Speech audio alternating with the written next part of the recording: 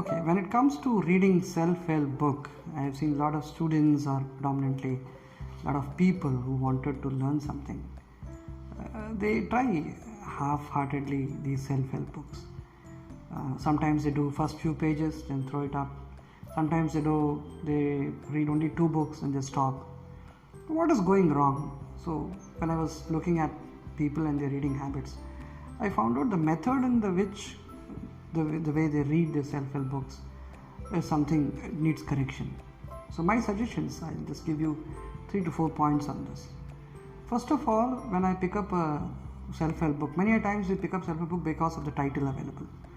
How to win friends and influence people. Great book, a great title. Or tough times never last, tough people do. Very motivating title.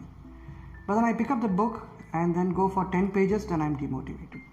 So first of all, commit yourself that you're going to finish this book. No matter how many days it takes, you have to finish. That's a commitment which you give to yourself.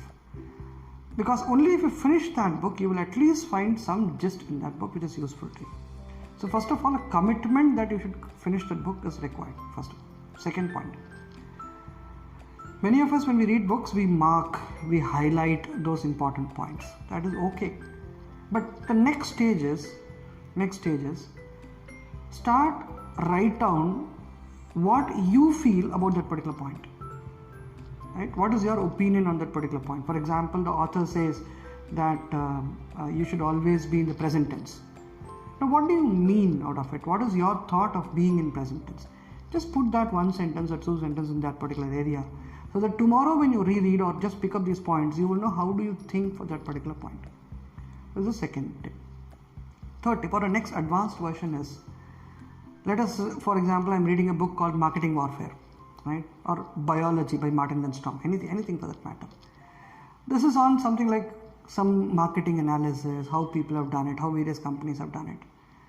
When I read one particular method, one particular hint, one particular strategy followed by somebody, then probably I should take notes in terms of how I am going to use it in my career, in my present career, being a student, working in an office, being an entrepreneur, being a teacher, how I am going to use this method. Immediately if I take notes and write down 2 or 3 points on how it is going to be useful, I think a book reading is very, very, very useful.